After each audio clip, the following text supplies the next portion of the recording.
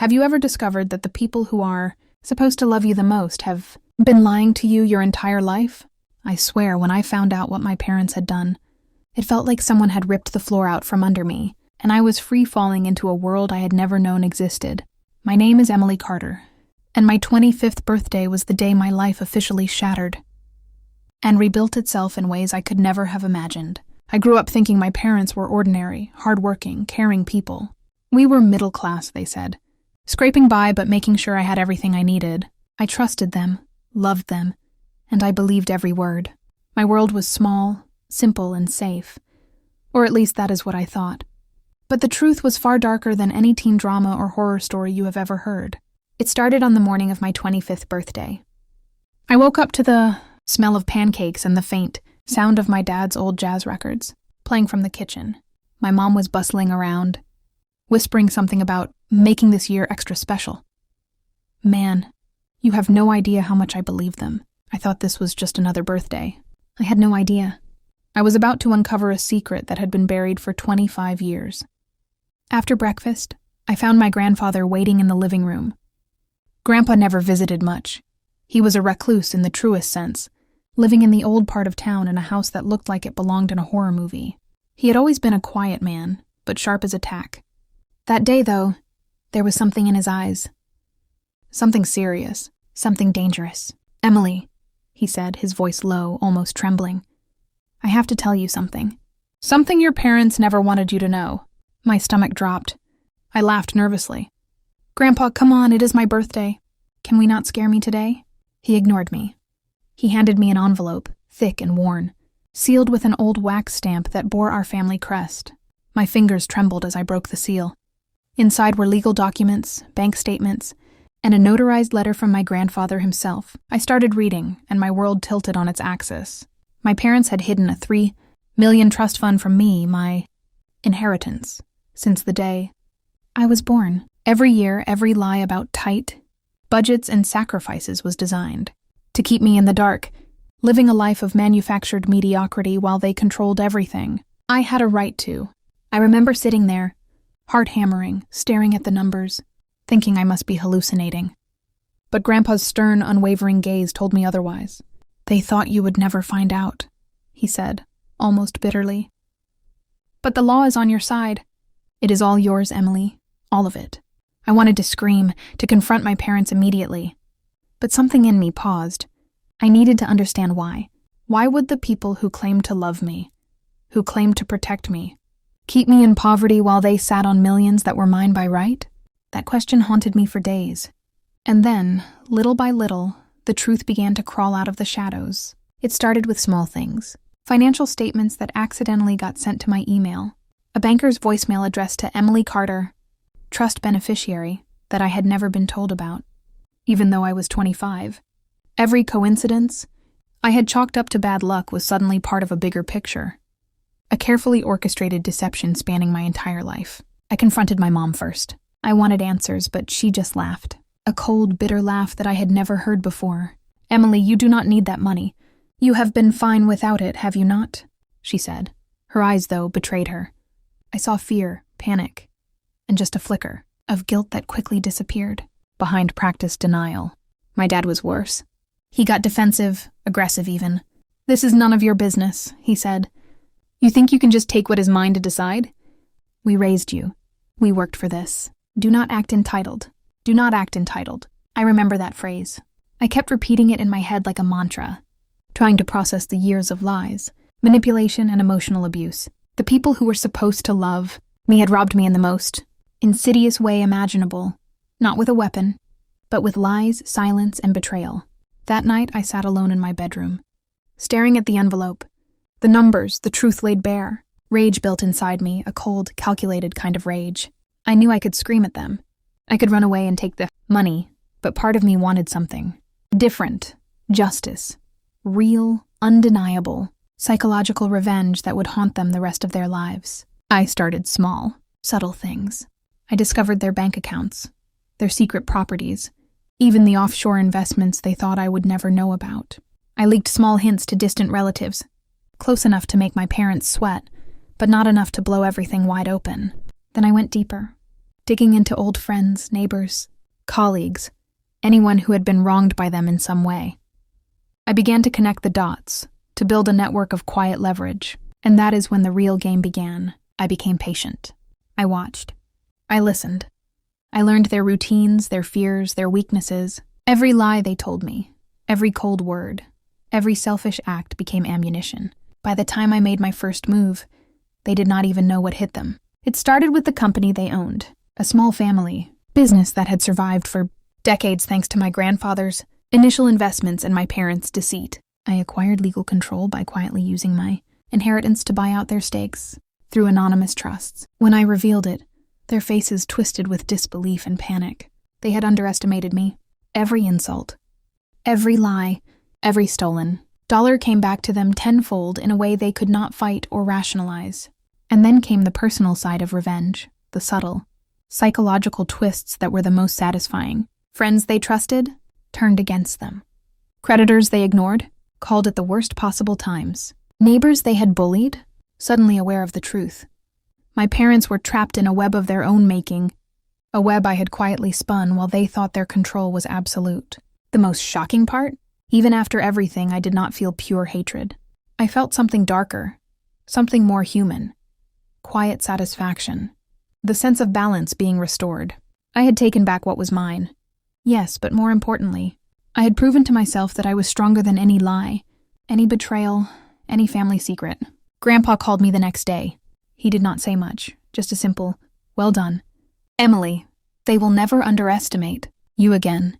I could hear pride in his voice, and for the first time in my life, I felt seen, not as a child, not as a pawn, but as a woman who had survived and emerged victorious. But man, you have no idea how weird it feels to look at your parents and know you have outsmarted them, to watch them squirm while they realize that every choice, every cruel word, every lie has returned to them like a ghost they cannot escape. That is when I knew something essential about life. Revenge is not about anger or hate. It is about reclaiming control over your own story. And once you do, the scars left by betrayal do not disappear, but they become part of your power. This is only the beginning.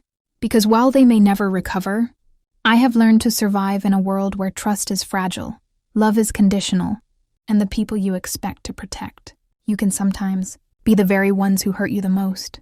If you want to hear what I did next, the moves so shocking, so carefully orchestrated, that my parents are still haunted by them today, stay with me for part 2. You are not going to believe how far this story goes. When I woke up the next morning, I felt like a completely different person. The fire inside me had grown into something deliberate, controlled, and merciless. I knew I could have taken the money and walked away, but that would have been too easy, and it would not have delivered the justice I craved. No, this had to be psychological, methodical, and inescapable. The first thing I did was go through every detail of their lives. My parents had built a fortress of secrets around themselves, thinking their lies would protect them forever. I laughed quietly when I realized just how fragile that fortress really was. Bank statements, property deeds, email accounts, social media messages, they left breadcrumbs everywhere, and I was going to follow them all. I started with their friends and colleagues, people my parents trusted implicitly, people they believed would never betray them. I reached out to each of them, slowly planting seeds of doubt.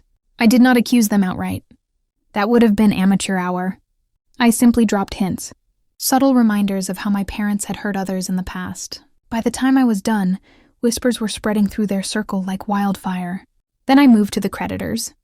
My parents had a habit of ignoring bills, letting them pile up until they thought someone else would fix it. I quietly paid off some debts, but only under conditions that allowed me to manipulate their situation.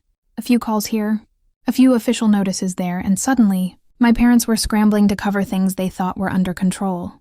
The panic on their faces, when the first notices arrived, was almost beautiful to watch. I had to be careful. I could not let them know it was me yet. That would ruin the effect. This was about watching them unravel without knowing why, and unravel they did. The first real shock came when their small circle of friends started turning against them. The people they trusted most now questioned everything they said, and they had no idea why. Every lie they had told in the past 20 years suddenly felt exposed, and their confidence crumbled like dry paper. Next, I took control of their family business. This part required patience and cunning. Using the trust fund I had finally claimed, I bought anonymous shares until I had a controlling interest. By the time I revealed myself as the owner, they were in shock. My father's face went pale, my mother's jaw literally dropped, and their arrogance was replaced by fear. They had always thought they were untouchable, that nothing could shake their power. But suddenly, they were powerless in the face of the truth. I do not lie when I say that moment felt like justice incarnate.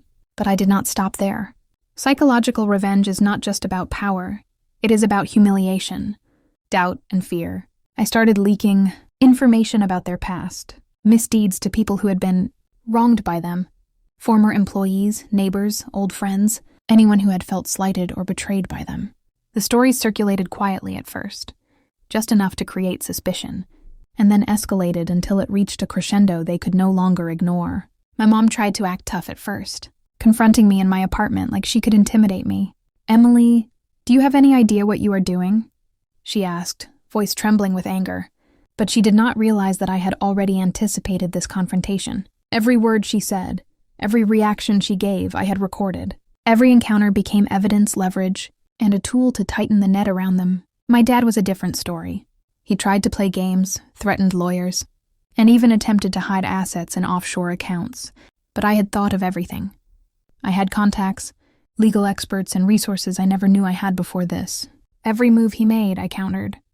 And the fear in his eyes, when he realized that his attempts to reclaim control were futile, was intoxicating. The real shock came when I uncovered a secret they had buried for decades.